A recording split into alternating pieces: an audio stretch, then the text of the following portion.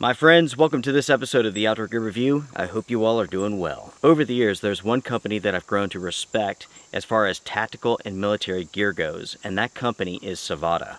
Just in case you don't know, this is a Finnish company who is known within the military space for their military and tactical systems, namely in Europe. This is a company that is highly regarded for their tactical and military products as well in the outdoor space as far as backpacking, camping, and hiking goes. Over the years, I've invested a lot of money in the products from this company. Why have I done so? It's because they're so good. When it comes to the quality of the products from Savotta, there are very few companies out there that make products as good as these. These products are incredibly strong, incredibly durable. They're made to last a lifetime. And the thing is this, they do last a lifetime. Recently, Savotta released a line of day packs called the Kahaka.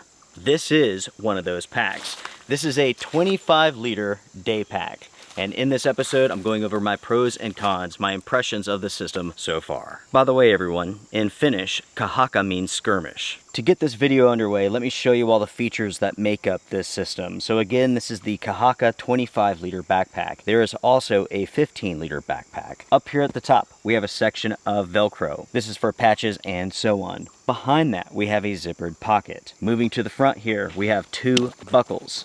And this is how you attach and close the lid. Above the buckles here, we have a zippered pocket with two draw pulls.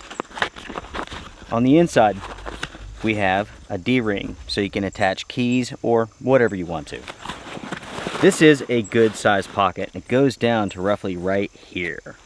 So you can fit quite a bit of gear inside of this. Here, we have some PALS webbing, the two compression straps that attach to the lid. We have some more webbing down here. Looking at the bottom of the pack, you can see the compression straps continue and you have some more webbing.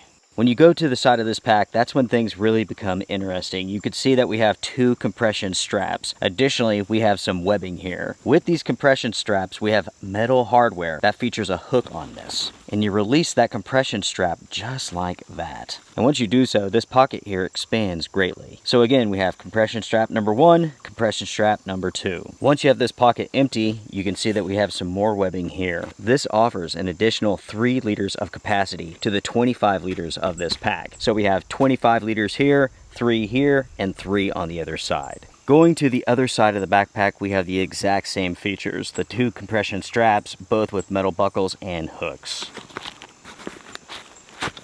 Undo the compression strap, and now you have access to this large pocket. Again, this offers 3 liters of capacity. Right here, we have some webbing. Taking a look at the back side of the pack here, we have a grab handle up at the top. We have 2 shoulder straps. Behind the shoulder straps, we have the foam pad that makes up the frame system of this backpack. Here we have the back panel, which is completely flat. Going back to the shoulder straps, we have webbing on both sides, an adjustable sternum strap. This can be raised and lowered as well as tightened. Then going down to the bottom here, we have a waist belt. Now folks, this is not the waist belt that came with this backpack. This is something that I had to add after receiving this backpack. With the Kahaka packs, this is the type of buckle that you receive as far as the waist belt goes. This is known as a Berg buckle, and I've never been a fan of this type of buckle. Basically, you have 2 pieces of plastic that interlock with each other to hold the belt into place. To take the belt off, it's rather simple. You just push up and slide it through. But to lock it together, it does take some work. And in my opinion, it's just too fiddly and I don't like it. You have to take this side with a strap on it, slide it through the hole, and lock it into place. In the summertime, taking it off, that's fine. Putting it on, it's a little bit fiddly.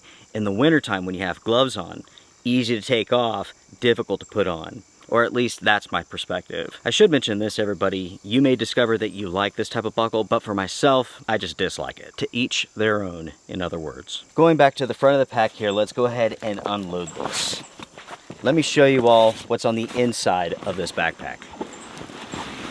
With the pack empty, on the inside here, we do have a hydration sleeve for a hydration bladder. Behind that, we have 3 loops so you can attach that hydration bladder to it. That is the only feature inside of this backpack. Otherwise, you just have a large pocket. That right there is the Kahaka 25-liter backpack. Now let's go over some stats real quick. When it comes to this pack and the colors that it is available in, you have black, brown, M05 woodland, and there's also a multicam version. When it comes to the dimensions, you're looking at 10.8 inches wide, 18.9 inches high, and it has a depth of 7.5 inches. The capacity is 25 liters for the main compartment, plus 6 liters for the side pockets. As far as the materials go, this pack is made from the best of the best as far as like the tactical world goes. We're looking at a combination of 1,500 denier Kadura nylon. When it comes to the weight of this backpack, it is 2.9 pounds. That is 1.3 kilograms if I'm doing the mental math right. Lastly, everyone, let's go over price. The retail price is $207. You can purchase this from 2 sites and have it delivered here in the United States. One is Where's the Liquor, which is a funny way of saying that company's website name. And there's also Scandinavian Outdoors. Speaking of which, Scandinavian Outdoors has the cheapest price at the time of filming, which is $184. Before I begin going over my impressions of this backpack so far, I do want to touch upon one thing. This backpack has an NSN number. That's right, folks, this has a NATO stock number. I mention this because that aspect alone is going to impress many of my viewers who are fans of military surplus. Lastly, it should be mentioned that this backpack does come with a 5-year warranty. And that takes us over to my impressions of this backpack, and let's just go ahead and let's talk about the cons first.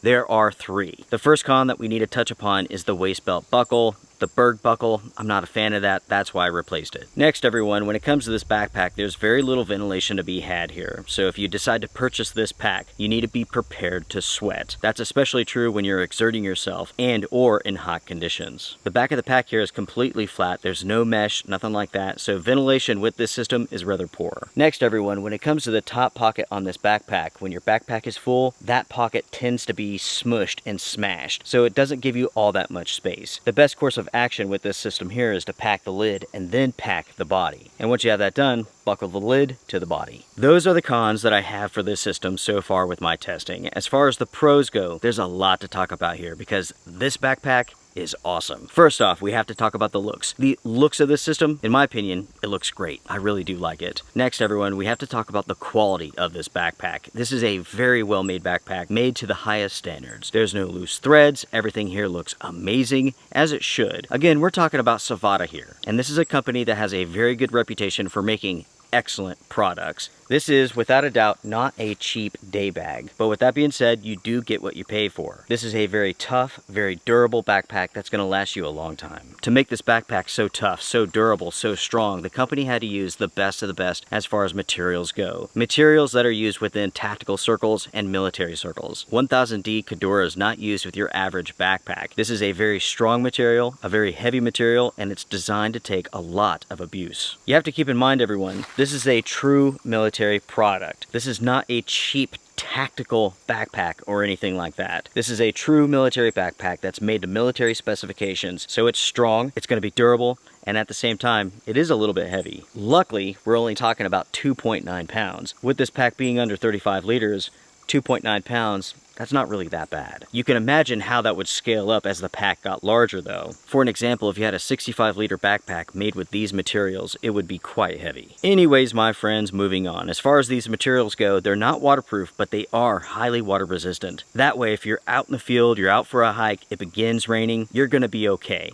You have enough time to dig out your pack cover, put it on, or you have enough time to set up your shelter system. Already I've gone over how good this pack looks and how strong and durable the materials are. But what about comfort? That's an important question. As far as comfort goes, this pack is awesome. While this pack is very simple in terms of design as far as the frame goes, the suspension system goes, it is certainly comfortable enough for your average day hike. You can load this with roughly 30 liters worth of gear, and it's going to carry that weight exceptionally well. The harness system, it's comfortable, the waist belt does its job, and you have enough compression straps to hunker down your load out so it doesn't shift as you're hiking. One thing that I've noticed with this backpack when I'm out for a day hike, I'm hiking around, I completely forget about the backpack. I forget that it's there. And that's the sign of a good backpack, a well-designed backpack, a comfortable backpack. In other words, that means that the designers of this backpack have done something right. If you can go out on a trip, forget that the backpack is there, and do what you want to do, that is the hallmark of a well-designed backpack. But let's take the opposite for an example. If you're out for a trip, your backpack's uncomfortable, you're thinking about it the entire time,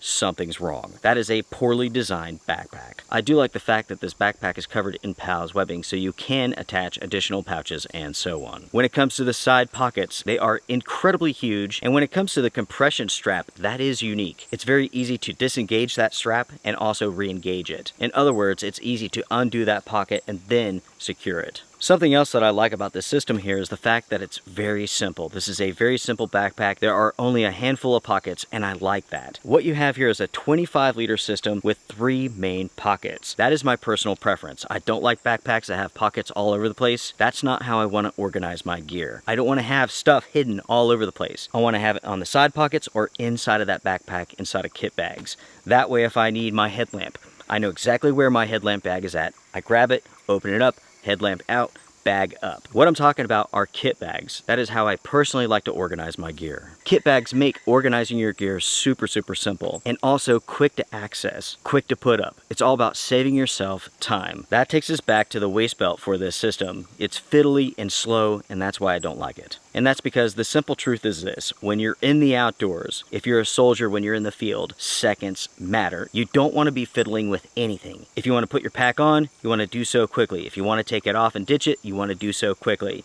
Seconds matter.